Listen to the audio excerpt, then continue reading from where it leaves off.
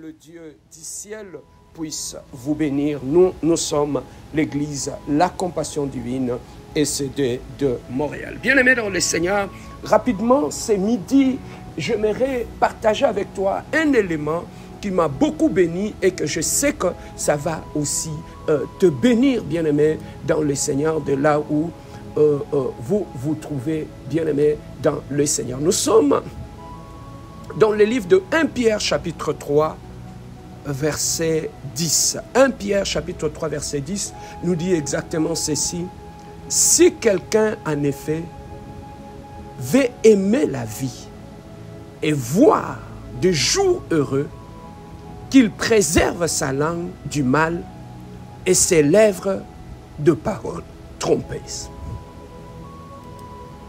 Bien-aimés dans le Seigneur, nous comprenons une chose dans ces versets qui m'a beaucoup béni le matin, que j'aimerais partager avec toi, sur le péché de la langue. Bien-aimés dans le Seigneur, nous savons qu'en tant qu'enfants de Dieu, nous péchons de plusieurs manières. On peut pécher devant l'Éternel par rapport aux actes que nous posons, par rapport à tout ce que nous faisons. Mais bien aimé dans le Seigneur, il y a une certaine catégorie de péchés qui sont extrêmement néfastes pour ta vie et pour ta vie de prière. Et cette catégorie de péchés, je les appelle le péché de la langue. Bien-aimé, Jésus-Christ, par la bouche de l'apôtre Pierre, il nous dit, si quelqu'un en effet veut aimer sa vie, s'il y a une chose qu'il doit faire, bien-aimé dans le Seigneur, il doit préserver sa langue. Bien-aimé, le péché de la langue a la capacité de détruire ta vie de prière. Le péché de la langue a la capacité de détruire ta spiritualité, de détruire ta destinée et de détruire ta vie. Voilà pourquoi l'apôtre Pierre ici nous dit, si quelqu'un en effet veut aimer la vie et voir des jours heureux, qu'il préserve sa langue. Donc, bien-aimé dans le Seigneur, l'apôtre fait un lien direct entre ta vie et ta langue. Donc, j'ai compris. Lorsque je vais faire l'inverse de ces versets bibliques, je dirais que si quelqu'un veut détruire sa vie, si quelqu'un veut voir des jours malheureux sur sa vie, il doit dire tout ce qu'il veut. Nous comprenons que la langue a aussi un impact sur ta vie présente et sur ta destinée. Voilà pourquoi, bien-aimés dans le Seigneur, nous devons faire extrêmement attention par la façon que nous utilisons notre langue. Pourquoi? Parce que sur cette terre des hommes, lorsque le diable veut te détruire, la première des choses, il va détruire ta vie de prière. Bien-aimé, lorsque tes prières ne sont plus exaucées, c'est fini pour toi. Lorsque tes prières, Dieu ne les écoute pas, c'est fini. Qu'est-ce que tu vas faire sur cette terre des hommes? Et le moyen le plus facile que nous pouvons anéantir notre vie de prière, bien-aimé dans le Seigneur, c'est d'utiliser d'une façon abusive notre propre langue. Bien-aimé, moi je croyais que c'était seulement le diable ou les hommes qui pouvaient détruire nos vies. Mais au travers de ces versets, j'ai compris que la première personne que tu dois surveiller et qui est capable de détruire ta vie, c'est d'abord toi-même. Et comment tu peux détruire ta propre vie? C'est par l'utilisation de ta langue. Une mauvaise utilisation de la langue a la capacité de ruiner ta vie, de ruiner ta vie de prière, de ruiner, bien-aimé dans le Seigneur, toute ta vie et de ruiner même ta maison et d'attirer le mal dans ta propre vie. Voilà pourquoi, bien-aimé, ce midi, j'avais voulu attirer ton attention par rapport à l'utilisation de la langue. Parce qu'une langue, bien-aimé dans le Seigneur, qui est mal utilisée, ça crée un problème. Écoute ce que l'apôtre Jacques nous dit dans le livre de Jacques chapitre 3 verset 5.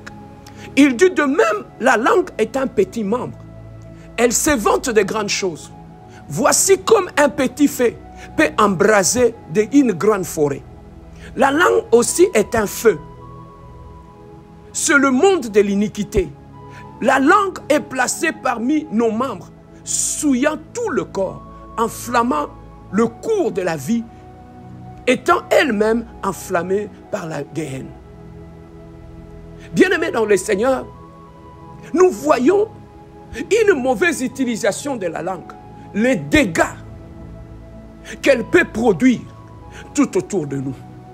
Bien-aimé, avec une mauvaise utilisation de la langue, tu peux détruire ta propre vie, détruire ta vie de prière, détruire, bien-aimé dans le Seigneur, ta maison, et détruire ton mariage, et détruire ce que vous faites. Au verset 8, écoute ce qu'il dit. Mais la langue, aucun homme ne peut la dompter. C'est un mal qu'on ne peut réprimer. Elle est pleine de venin mortel.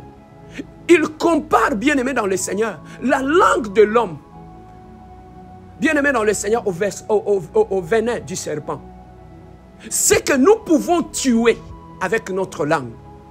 Nous pouvons s'aimer la mort partout où nous sommes avec notre langue. Mais nous qui allons à l'église, qu'est-ce que l'apôtre nous dit? Il dit, par elle, nous bénissons notre Père. Par elle, nous maudissons les hommes faits à l'image de Dieu. De la même bouche sortent la bénédiction et la malédiction. Il ne faut pas, mes frères, qu'il en soit ainsi. Bien-aimés dans le Seigneur, écoute ce que l'apôtre Jacques est en train de nous conseiller par rapport à l'utilisation de notre langue. Bien-aimés, nous prions. Beaucoup de prières, s'ils ne sont pas exaucées, c'est tout simplement, c'est parce que nous ne savons pas comment tenir notre langue en bride. Comment discipliner notre langue. Bien-aimés, s'il y a un péché que nous les chrétiens nous aimons beaucoup, ce sont les péchés qui sont attachés à la langue. Bien-aimés, les gens pensent qu'en devenant chrétien ou un enfant de Dieu, que tu as le droit de mettre ta bouche dans la vie des autres. Que étant un enfant de Dieu, étant un serviteur de Dieu, donc tu as toujours quelque chose à dire en tout ce qui concerne la vie des autres, le mariage des autres, les familles des autres.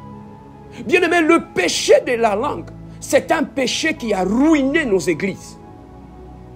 Bien-aimé, lorsque vous entrez dans nos églises, parmi le péché que le chrétien adore, tu ne les trouveras pas dans de boîtes de nuit. Tu ne les trouveras pas, bien-aimé, dans de fêtes. Mais tu les trouveras, bien-aimé, dans le péché de la calomnie. Voilà pourquoi, bien-aimé, même nos vies de prière n'ont plus de puissance. Pourquoi? Parce que le péché de la langue te vide de toute puissance dans la prière. Bien-aimé, j'ai eu le temps de lire et d'observer des hommes puissants et des femmes puissantes dans la prière. Ce sont des personnes qui sont très disciplinées en ce qui concerne l'utilisation de leur langue.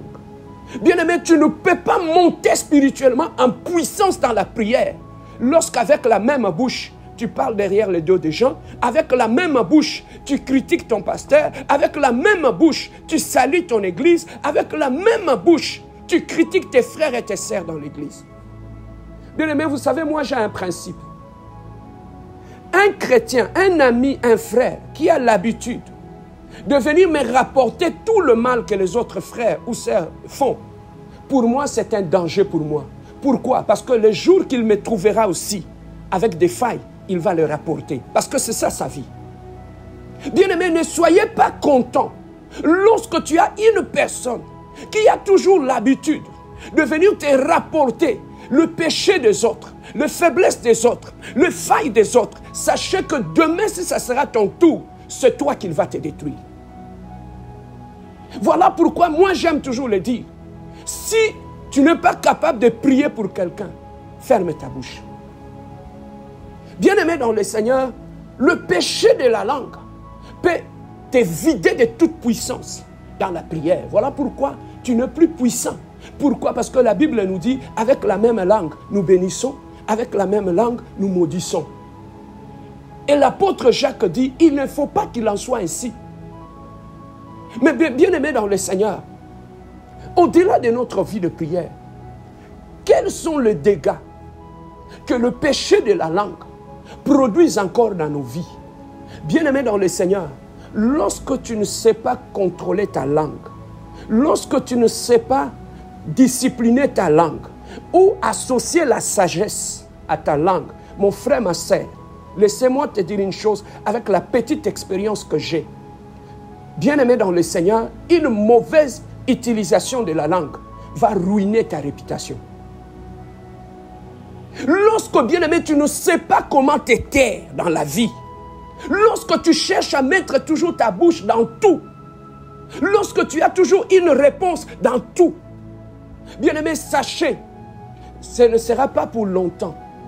Bien-aimé dans le Seigneur, ton nom sera attaché à l'humiliation dans cette ville. Ton nom sera attaché à la honte dans cette ville. Si je te parle de ces choses, c'est une discipline personnelle que moi-même je m'étais donnée. Si tu as un problème, tu ne viens pas me demander conseil. Ton problème ne me regarde pas. À moins que toi-même tu viennes me demander conseil. Là, je pourrais intervenir et te donner conseil. Et je ne donne pas de conseils à n'importe qui. Il faudrait d'abord que toi-même tu puisses m'intéresser pour que mon nom ne soit pas gâté. Voilà les disciplines que moi je me donne. Bien-aimé, j'ai vu des hommes et des femmes dans cette ville être ridiculisés, bien-aimés, comme des fous. Tout simplement parce qu'ils n'ont pas été capables de discipliner leur langue. Bien-aimés, dans un couple où l'homme et la femme ne savent pas discipliner leur langue, bien-aimés, ces couples-là seront toujours dans la honte, dans l'humiliation, et sera l'objet de ruses et de honte dans toute la ville. Lorsque l'homme et la femme, on vous trouve toujours en train de parler de la vie des gens, en train de raconter tout ce qui se passe dans vos vies, bien-aimés, vous allez vous ruiner. Il n'y a rien d'humiliant qu'on puisse associer le nom de ta femme au colportage. Bien-aimé, il n'y a rien d'humiliant d'avoir un mari colporteur qui rapporte toujours. Bien-aimé, ça humilie et ça enlève toute la dignité dans votre personnalité. Si tu veux protéger ta dignité, apprends à te taire. Si tu veux protéger ta dignité, apprends à garder silence. Bien-aimé, souvent, nous nous plaignons, les gens ne nous aiment pas, les gens nous rejettent, les gens s'éloignent de nous. Bien-aimé, deux fois, en tant que chrétiens, nous devons nous dire que les 4 vérités en face. Deux fois, les gens nous rejettent parce qu'on ne sait pas comment tenir notre langue en bride. C'est parce qu'on ne sait pas se taire. Bien-aimé, aussi longtemps que tu ne sauras pas comment garder silence ou ouvrir la bouche avec sagesse, tu perdras de meilleurs amis autour de toi. Tu perdras de bonnes personnes tout autour de toi. Tout simplement parce que tu ne sais pas comment te discipliner par rapport à tes paroles. Tu parles de n'importe quoi. Bien-aimé, j'aime toujours le dire. Est-ce que tu es vraiment obligé de donner toujours ton point de vue à tout le monde, à tous les problèmes qui sont tout autour de toi? Est-ce que tu es vraiment obligé de donner une réponse à tout ce qui arrive aux gens tout autour de toi? Bien-aimé, si tu veux te discipliner, si tu veux avoir une bonne réputation et protéger ton image, apprends à te taire. Même dans nos églises, lorsque dans l'église, tu as un serviteur ou une servante de Dieu, bien-aimé, sachez que ça ne te donne pas le droit de mettre ta bouche dans des mariages d'autrui, dans des problèmes d'autrui, dans des vies d'autrui. Être serviteur de Dieu, bien-aimé, tu dois apprendre à respecter la vie privée des autres. Tu dois apprendre à respecter la vie des autres. Ce n'est pas parce que nous sommes frères et sœurs que tu es obligé, bien-aimé dans le Seigneur, de mettre ta bouche dans des vies d'autrui, dans des problèmes d'autrui. Si je te parle de ces choses, lorsque Dieu veut dans la vie t'amener loin, il va d'abord t'enseigner la discipline que je t'enseigne ce midi. Ce message est pour toi. Ce message n'est pas pour tout le monde. J'ai vu des pasteurs être ridiculisés parce qu'ils ne savaient pas utiliser leur langue. Je vis des femmes de pasteurs, je vis des diacres, je vis des évangélistes, je vis des prêtres, je vis toutes sortes de serviteurs de Dieu. Se faire ridiculiser. Pourquoi? Parce qu'ils ont voulu mettre leur bouche dans tout. Même nous les jeunes, quand nous allons dans nos mariages, bien aimé, lorsque tu es marié, tout ce qui se passe dans ton couple doit rester dans ton couple. Lorsque tu ne sais pas utiliser ta langue dans ton propre couple, bien-aimé, ton couple sera dans la honte et dans l'humiliation. Lorsque tu te maries et que tu ne sais pas être silencieux, tu ne sais pas être discret, tous tes combats, toutes tes batailles, il faudrait que toute la ville puisse les savoir. Voilà comment vous êtes rendus ridicules. Voilà, bien-aimé dans le Seigneur, comment vous êtes ridiculisés aujourd'hui. Tout simplement pourquoi?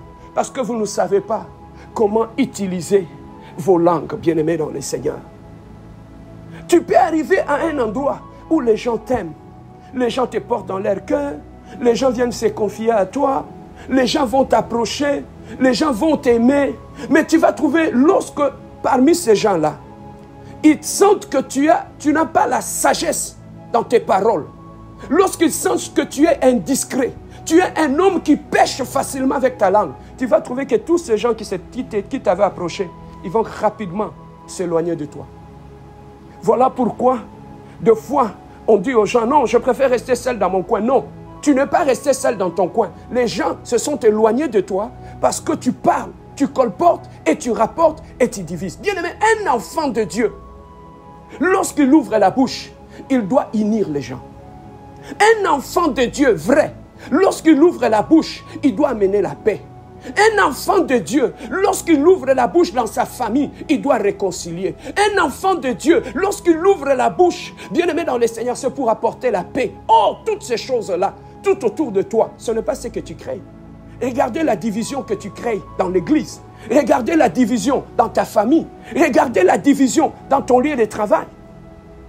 Tout simplement parce que tu n'ouvres pas la bouche avec sagesse. Bien-aimé dans le Seigneur, ce midi, j'ai voulu te parler de ce péché caché de chrétiens, de ce péché qu'on trouve dans les églises, qui ruine et qui détruit des multitudes. Bien-aimé, nous devons faire attention, surtout avec la réputation des autres. Tu ne peux pas facilement parler des choses que tu ne maîtrises pas, des choses que tu ne contrôles pas. Bien-aimé, la réputation coûte cher. Quelqu'un peut mettre des années et des années pour bâtir sa réputation. Je vous en supplie, mes frères et mes sœurs. Lorsque tu parles de ton frère ou de ta sœur, fais attention parce que la réputation, ça ne s'achète pas. Il y a un grand prix à payer pour bâtir ta réputation. Mais toi, tu as une certaine facilité à parler de la vie des autres, des failles des autres, des faiblesses des autres. Bien-aimé, quel est le Dieu qui va te bénir en détruisant l'image et la réputation des autres? Même si tu trouves ton frère ou ta sœur dans le péché, où il est tombé, est-ce que tu es obligé de le rapporter? Est-ce que tu es obligé de parler de cela? C'est ça qu'on appelle de calomnie. C'est ça qu'on appelle de calomnie, bien-aimé. À l'église, on ne sait plus se protéger. Dès que tu vois ton frère avec une faille, c'est fini. Toute l'église est là-dedans. Dès que tu vois ton frère avec un problème, c'est fini. Ça devient tes sujets de prédication. Du matin au soir, tu prêches sur ça. Toi, tu es parfait. Tu viens du monde, les gens t'ont supporté avec tes failles. Mais pourquoi nous avons du mal à supporter les faibles tout autour de nous? Le péché de la langue. Bien-aimé, nous devons faire très attention. Parce que lorsque tu ne sais pas utiliser ta langue, tu risques de détruire ta femme, ton mari, de détruire la réputation de ta propre famille et te faire rejeter par ta belle famille. Beaucoup de gens ont été rejetés par leur belle famille. C'est tout simplement parce qu'ils avaient utilisé leur langue sans sagesse. Et ça a tout ruiné tout autour d'eux. Mais bien aimé, si ce message, tu l'as entendu, c'est parce que Dieu voulait que tu puisses te ramener sur le droit chemin. Mais pour finir, pasteur, quels sont les péchés qui sont attachés à la langue? David, dans le psaume 39, verset 2, il dit, « Je veillerai sur mes voies de peur de péché par ma langue. Je mettrai un frein à ma bouche tant que le méchant sera devant moi. » Ça, c'est David. Lui-même, il est en train de prier pour mettre un frein dans ses paroles. Mais quels sont les péchés rapidement? Il y a le mensonge. Le chrétien, tu le trouveras dans le mensonge. Pour détruire leurs propres frères, ils utilisent le mensonge. Alors que le père de mensonge, c'est le diable. Bien-aimés dans le Seigneur, dans Lévitique 19, 11 nous dit, vous n'userez ni de mensonges, ni de tromperies les uns envers les autres. Regardez dans nos églises, combien de fois nous sommes à l'aise quand nous mentons des choses pour ruiner les autres. Bien-aimés, le péché de la langue, ce sont les insultes. Dans Matthieu chapitre 5, 21 à 22, on nous parle des insultes. Un enfant de Dieu dans sa bouche, on ne peut pas trouver des insultes. Le troisième, c'est le murmure. 1 Corinthiens chapitre 10, verset 10, nous interdit toutes sortes de murmures dans nos bouches. Les calomnies, ce sont des péchés qui sont attachés à la langue. La médisance, ce sont des péchés qui sont attachés à la langue. Et enfin, la malédiction. Nous avons une certaine facilité à maudire des gens. On ne sait plus prier pour les faibles. On ne sait plus prier pour nos ennemis. Tout ce qui nous vient directement à l'esprit, c'est la malédiction.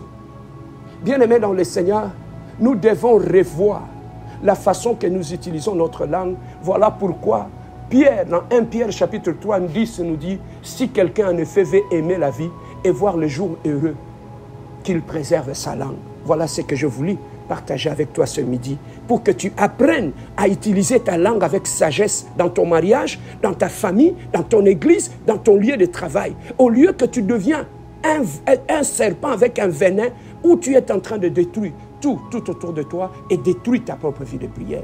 Bien-aimé, reviens au bon sens, demande au Saint-Esprit de Dieu de te donner la sagesse de savoir utiliser ta langue. Un seul sujet de prière ce midi, j'aimerais prier avec toi. Demande à Dieu qu'il te donne la sagesse et l'intelligence de savoir utiliser ta langue par rapport aux responsabilités et au rang que tu as. Demande au Saint-Esprit de t'apprendre à savoir utiliser la langue. Prions pour ces quelques minutes ensemble avec moi. Prions notre Dieu. Alléluia. Éternel Dieu, tu es le Dieu glorieux, éternel, le Dieu de paix. Ce midi, je reviens encore à tes pieds, éternel, le Dieu de gloire.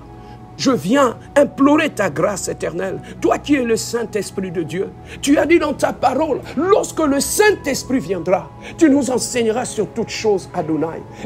Éternel, le Dieu de gloire, papa. Ce midi, éternel, le Dieu de gloire, je suis en train de prier. Ce midi, Adonai, Père de gloire, papa, je demande une chose, que le Saint-Esprit de Dieu m'apporte, éternel, le Dieu, l'intelligence et la sagesse, éternel, Dieu de gloire, de savoir comment utiliser ma langue, éternel, le Dieu de gloire. Prince glorieux, papa, que ma langue, éternelle, le Dieu, ne puisse pas détruire ma destinée. Que ma langue, éternelle, le Dieu, ne puisse pas détruire mon mariage. Que ma langue, éternelle, le Dieu, ne puisse pas détruire mes frères et mes soeurs dans la famille. Oh, Adonai, éternel, le Dieu de gloire, ce midi, j'implore ta grâce, Seigneur. Donne-moi la sagesse dans l'utilisation de la langue. Donne-moi la sagesse, Adonai, éternel, le Dieu de gloire, par la façon, éternel, le Dieu, d'utiliser ma langue. Mon Dieu, mon roi éternel, le Dieu, j'implore ta grâce, Seigneur. Pardonne-moi, éternel, le Dieu de gloire. Je me répands devant toi, éternel, le Dieu, d'avoir utilisé ma langue pour détruire mes frères et mes soeurs.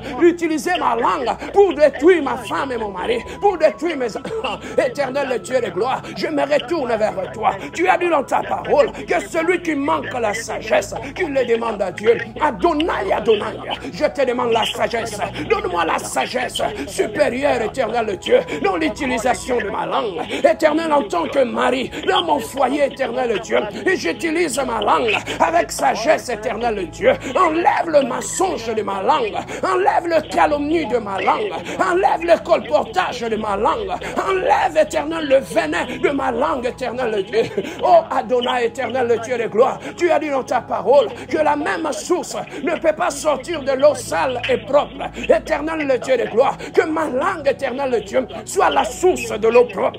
Que ma langue, éternelle le Dieu, soit une langue qui bénit les autres. Que ma langue, Adonai, soit une langue, éternelle, le Dieu de gloire, tu ne calomnies plus. Que ma langue, éternelle, le Dieu de gloire, soit une langue, éternelle, le Dieu, qui ne maudit plus. Que ma langue, éternelle, le Dieu, soit une langue qui ne demeure plus, Jésus, dans de calomnie, Seigneur. Que l'esprit, le péché de la calomnie quitte ma langue, oh Adonai. Et l'esprit de la calomnie quitte quitte ma langue.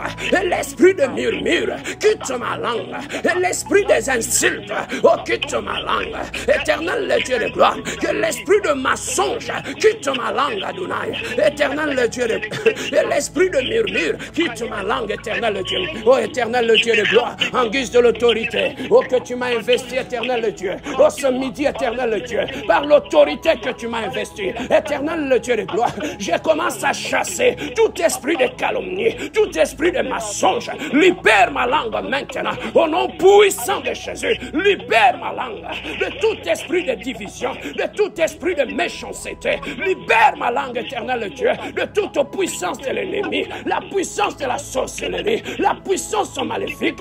Libère ma langue ce midi, au nom puissant de Jésus. Je chasse, éternel Dieu, de ma langue, éternel Dieu, le péché de la calomnie, le péché de murmure, le péché de la division, le péché de la haine. Éternel le Dieu de gloire, délivre-moi ce midi, délivre ma langue, Adonai, délivre-moi, éternel Dieu, de la puissance de l'ennemi, délivre-moi, éternel Dieu, de la puissance satanique, éternel Dieu, et ma langue, éternel Dieu, ne ruine pas mon mariage, que ma langue, éternel Dieu, ne ruine pas ma famille, que ma langue, éternel Dieu, ne ruine pas mon église, que ma langue, éternel Dieu, ne ruine pas ma réputation, que ma langue, éternel Dieu, ne détruise pas mon image dans cette ville où tu m'as mené. Seigneur, aide-moi à savoir me taire, donne-moi la sagesse à savoir me taire dans ma famille, dans mon mariage, dans ma maison, éternelle, le Dieu de gloire. Oh, toi qui es le Dieu glorieux, aide-moi, Seigneur, aide-moi, le Dieu glorieux, aide-moi, Adonai, toi qui es le Dieu glorieux, tu es le Dieu merveilleux, tu es le Dieu puissant. Laissez-moi prier pour toi. La Bible nous dit, il a envoyé sa parole, la parole les a guéris. Bien-aimé dans le Seigneur, lorsque Dieu veut t'amener loin dans la vie, il va t'amener en un endroit où il va commencer à te nettoyer. Toute cette prédication, c'est pour nous préparer à de grandes destinées. Dieu nous prépare. Il nous prépare avant de nous élever. Toute cette prédication que tu écoutes, ça te prépare à ton élévation.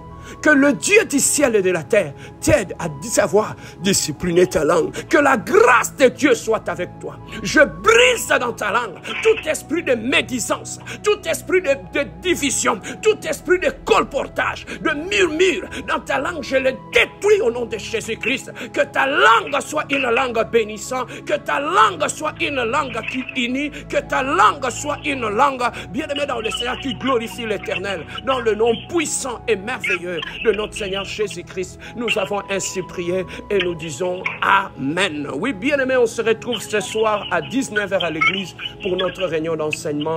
Que Dieu vous bénisse.